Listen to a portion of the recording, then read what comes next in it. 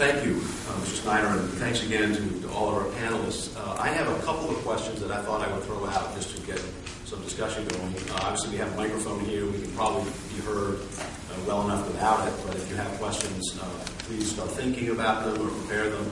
I'm just going to ask a question in reaction to an email that I got, I think, last night from Professor Lewis, who is the co-chair of the Curriculum Review Committee.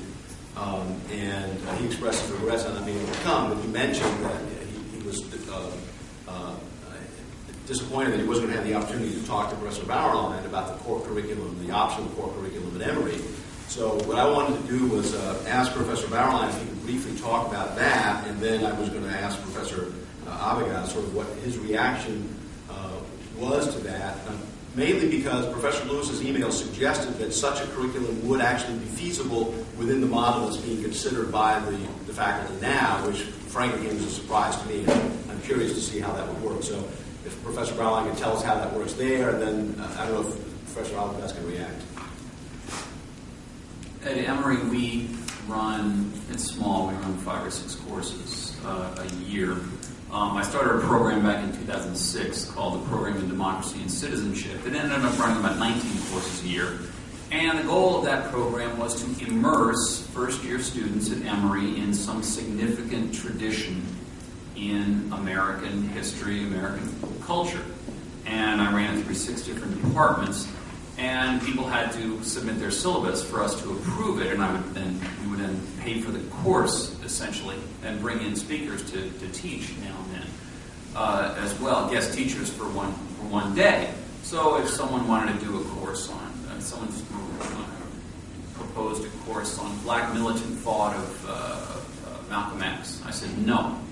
What we can do is a course on black militant thought from Frederick Douglass, through Ida Wells Barnett and Marcus Garvey and the later W.E. Du Bois, leading up to Malcolm X. There, we create a tradition there, a story of one that would count. So that's the kind of thing they're doing. Now, why do it? Because every time the U.S. Department of Ed issues the NAEP exam to 12th graders in U.S. history, more than half of them, 57%, 53% varies, get a below basic score, which means it's essentially an F.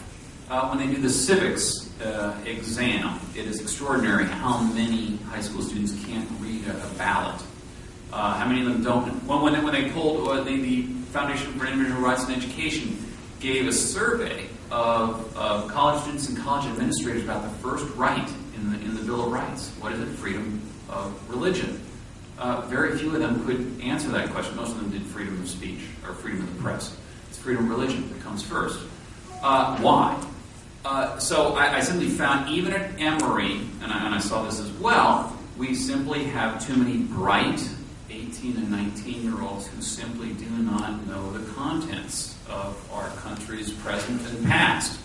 And so we've developed these courses to try to remedy that. It's a school where students tend to be fairly pre-professional. Many of them want to go to business school or pre-law, pre-med, and so they want to bypass the liberal arts. Courses in U.S. history and politics are a hindrance to them. We have to prevent that from happening. Now, they have noble professional ambitions, but we don't want to allow them to skirt the fundamental knowledge of themselves as citizens of this country and inheritors of Western civilization, and as well as citizens of the world.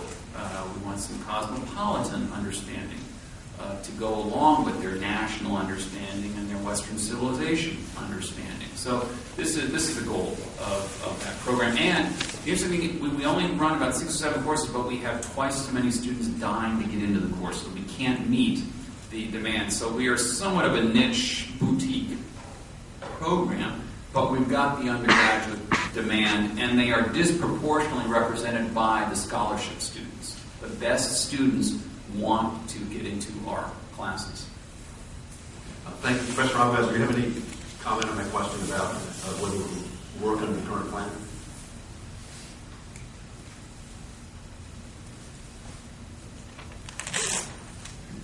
Thank you.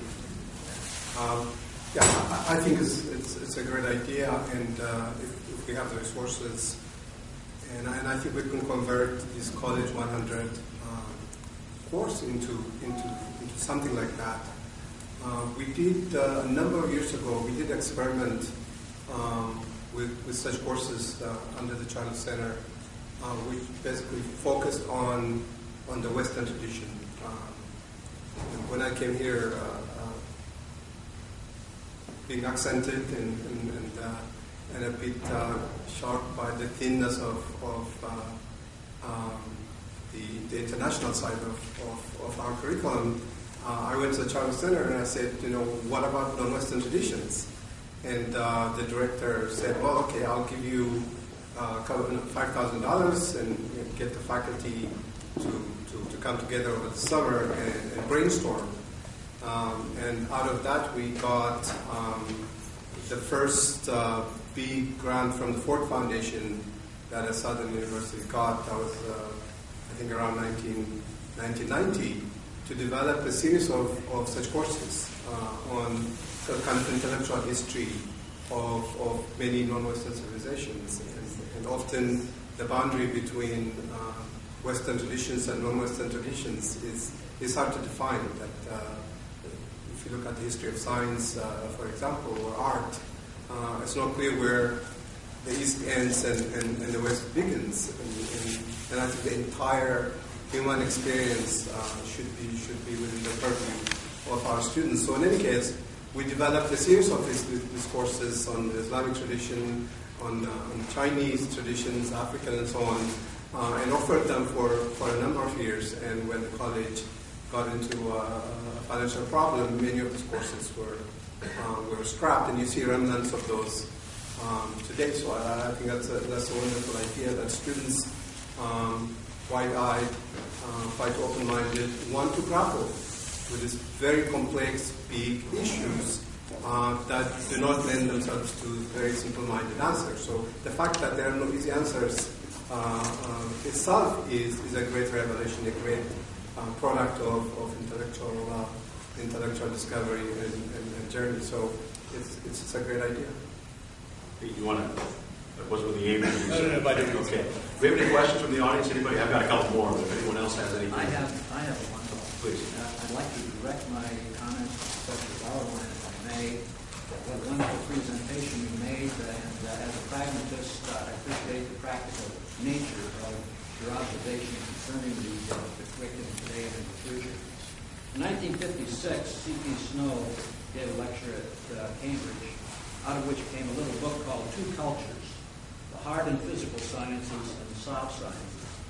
And somebody asked him a question one day, if the two were to get into an argument, who do you think would win? And he said, without question, those trained in the hard and physical sciences will win every time. Now, having said that, today, more and more, we're hearing about two other cultures. One, ambient intelligence and pervasive technology. And under that umbrella, I wonder, Professor, if you can elaborate some more on how we are going to prepare students in the future, or today, to live in a future culture of ambient intelligence and pervasive technology. Because increasingly, out of that comes a culture that thinks of as subjects as objects, and objects as subjects. The pervasiveness of digital technology is really the main subject of this book, Dumbest Generation. And it is hard for us in this room to appreciate the deluge of technology in young people's lives. Teenagers now, most of them get a cell phone by between ages 10 and 12. 95% of college students have a mobile device. Teenagers average 3,500 text messages per month. That's according to Nielsen. They still do about 250 phone calls per month. You add up the Facebook time and the Twitter games as well. They live, as one person put it, hyper-social lives. But the nature of that social contact is now quite different from the old days of face-to-face contact. And I think it amounts to a grand social experiment taking place right now. We've got teenagers who are growing up with one another more intensely than ever before in human history. They can conduct a social life while sitting in the back seat of their parents' SUV when they're 15 years old at 3 o'clock in the afternoon while on Highway 95 in the middle of nowhere. They can do a social life in their bedroom. It's not a private space, it's a social space for them. We don't know what this is going to produce. We're at a threshold moment when the last generations with living memory of a pre-digital age are going to move on. And everyone will, in the United States, will have grown up with screens from earliest memories everywhere around them. I can't answer your question. I don't know because I can't predict where the technology is going. Who would have predicted Twitter 10 years ago? If someone described Twitter, you would have said, that's stupid. Okay, it's a global phenomenon. I say, doesn't it bother you to consider yourself a follower? Doesn't that embarrass you at all? Anyway, but they live in a different world. So who would have predicted Facebook 10 years ago? Facebook started in 2004. Who knows? 20 years from now, everyone's going to have a chip in their heads, in their brains, doing things. So I wish I could give a better answer to that, but I can't. I don't know. Andrew, as someone who started the first social media marketing company in the world, I'd like to say I predicted Facebook. I would have bought stock right away.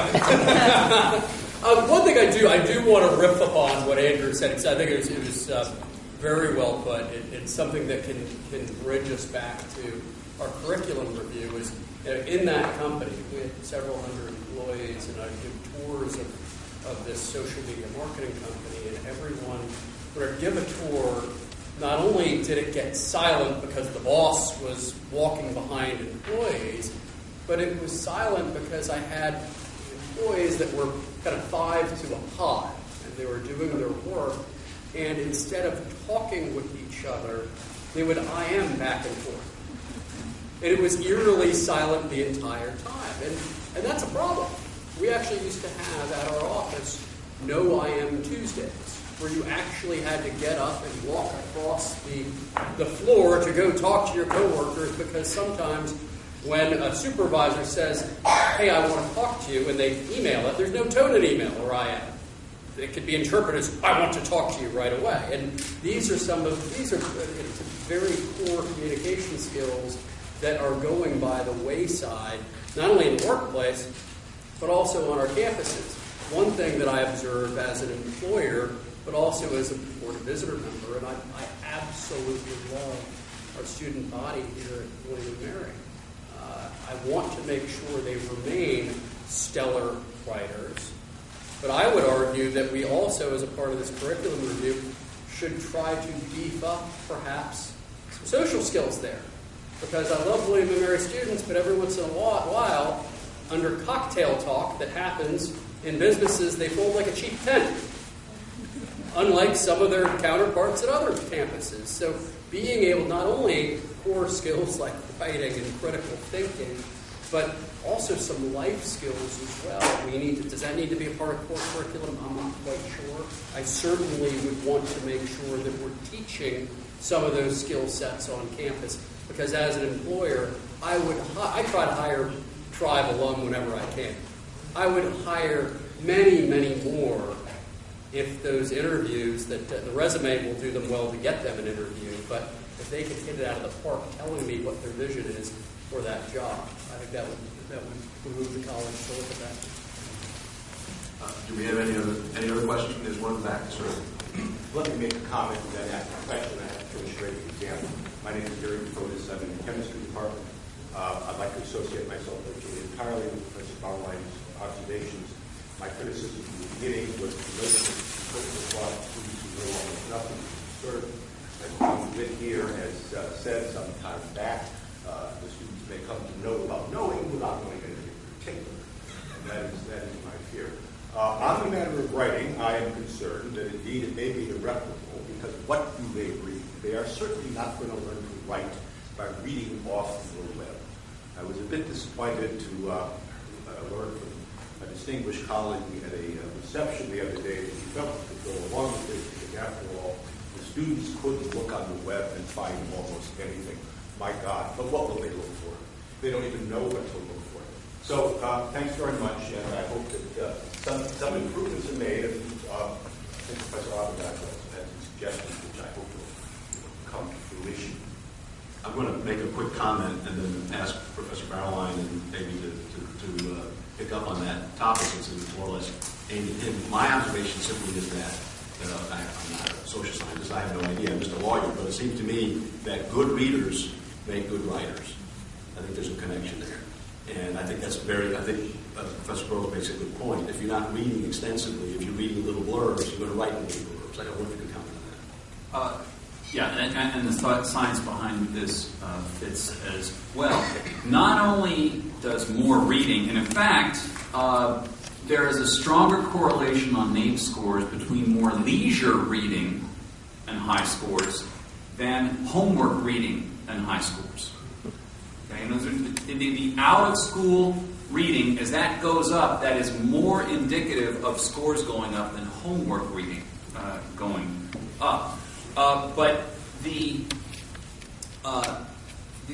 issue of reading also applies to what kind of reading they do, and it actually parallels with the kind of writing they do. For instance, if you do a lot of text messages, you're writing a lot. In fact, young people today do more reading and writing than any generation in human history. Why is it then that SAT scores last year reached their lowest score in reading and in writing? Why is it that remediation keeps going up at universities? Why is it that employers keep complaining about writing? They're doing so much writing. The point is they are grooving bad writing in the writing they do for one another. They're using a use idiom, writing back and forth. And this actually hinders them from developing good academic or workplace writing. Writing is not transferable from one genre to another. You can be a great op-ed writer and be a terrible book writer. This is quite possible. So the more they groove, the more they write in to one another, texts, tweets, and this kind of thing, the harder it is for writing instructors to raise their writing skills. Does anybody else on the panel have a comment? I think I saw a hand. Yes, and all the way in the back. We'll get to you. Yeah, I have a couple of comments. The first one I'd like to make to Mr. Snyder.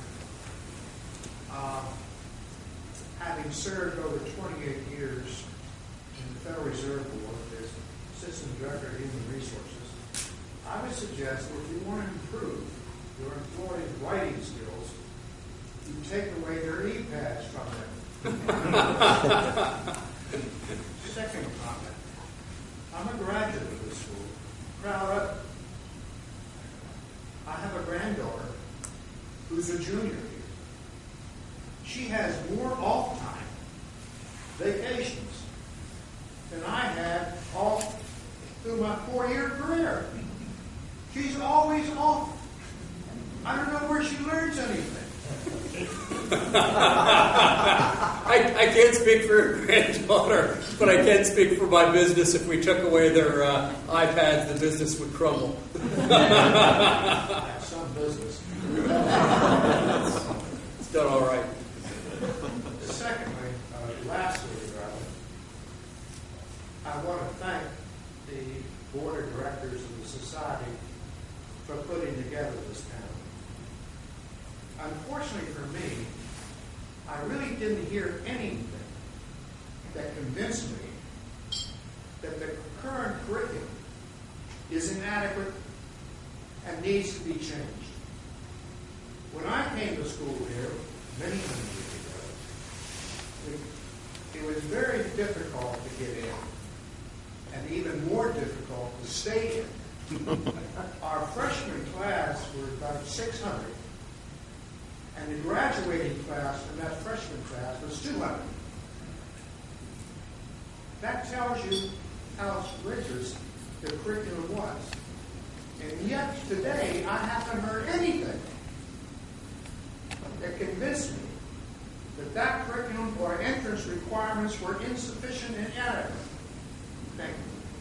Well, let me say one thing quick about that. Retention, a 95+% retention rate has become a claim, a positive claim. Keeping all the students demonstrates customer satisfaction. And that's what holds the applications up. That there are incentives for universities not to implement that rigor.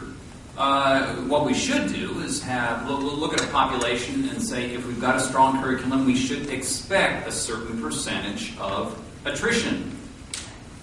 And if we've got 95%, maybe that's too high. Maybe it means we're being too easy. But you're not going. I don't think you're going to find many universities doing that openly at this point, given the market. Money. Well, we're right up close to our ending time, but I know there was a gentleman with a question here. We'll take that one. I also am an alum. I spent a career in higher education, and I want to get. The question really goes to Dr. Gert, but he's not here. But Dr. Arbogast, it is financial, so maybe as an economist it fits with you. The three domains that were mentioned and the very broad courses that were described. My question really is, are those aimed at being single instructor courses or team-taught multiple instructor courses, which certainly have an impact on the budget that comes about? The three domains are just very broad knowledge areas. Traditionally, we think of them as humanities versus the social sciences versus the natural sciences, whereas here the definitions cross those traditional borders. So roughly, domain one really is a good portion of humanities, and then domain two would be a lot of humanities, and then the social sciences, and even biology. Some biology courses may even fit there, and then the hardcore natural sciences with math and computer science included there. So these are very broad areas of knowledge, and then from each area, students are supposed to take one course. I believe a 2-credit course, and then a 4-credit kind of interdisciplinary sounding course that focuses not on a single discipline within a domain, but on a number of disciplines within that domain, even crossing the domain. So they're supposed to take at least 6 credits, basically, in the form of two courses.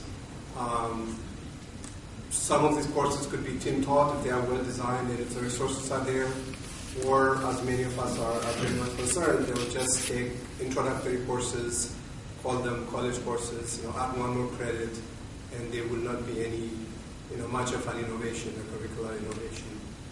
But that's how they have been conceived.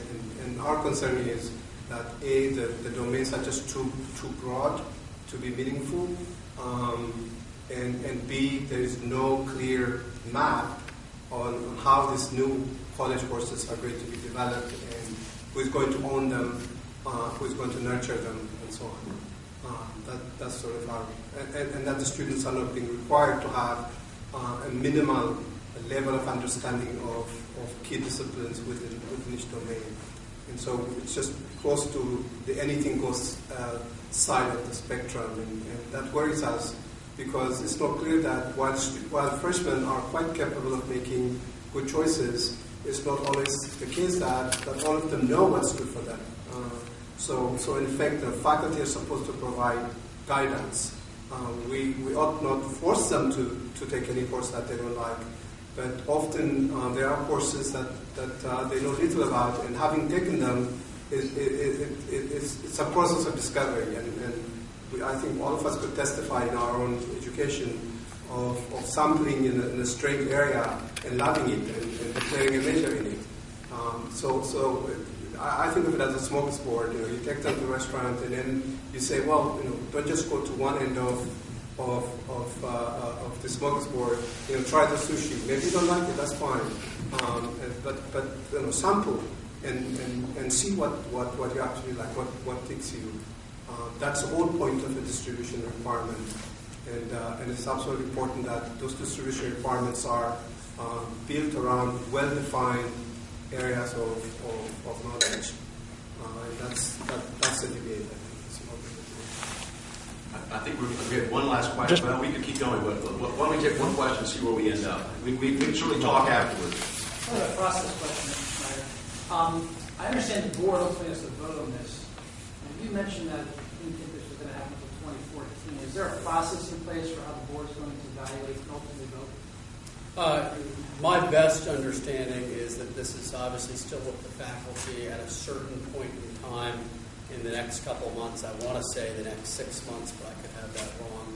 The faculty will then take that to the provost and the president, and at a later point in time, that will come to the board of visitors. So any real implementation of any new type of a plan is quite a ways off. This is with my best intelligence from the board.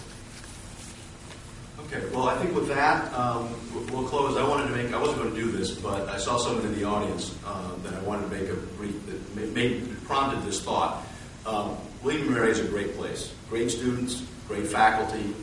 It is possible to get an absolutely exceptional education here. My eldest son is a graduate, and one of his advisors, Professor Sheriff in the physics department, is here, and I wanted to take this opportunity to publicly thank him. I've thanked him privately several times, but this is a great place. And this is the purpose of the Society for the College, is to make sure that it remains a great place.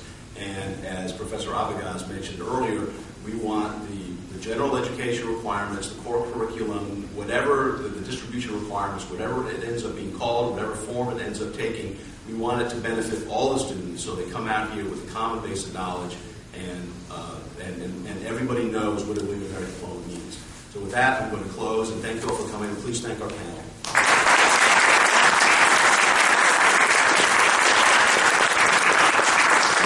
I just wanted to add one thing, and just the high praise of Andrew and Matt and the Society for everything they do. Every organization needs not only a guidepost, but every once in a while a guardrail, and the Society does a wonderful job of that. So good job.